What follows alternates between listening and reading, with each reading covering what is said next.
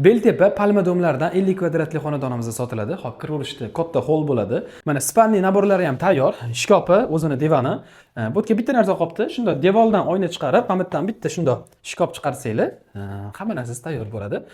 Men bu joyga nima qilgan bo'lardim? Hol juda katta bu 50 kvadratli joyimizga.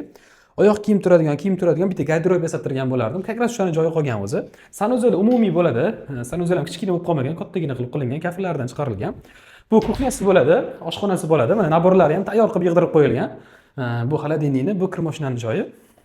Mana bu yerda kattagina zal qismi. 50 kvadrat, 57 mingga baraka qilsanglar bo'ladi. Yana pul bilan kelsanglar, tepasida kelishtirib beriladi. Remontlardan tayyor chiqarib qo'yilgan.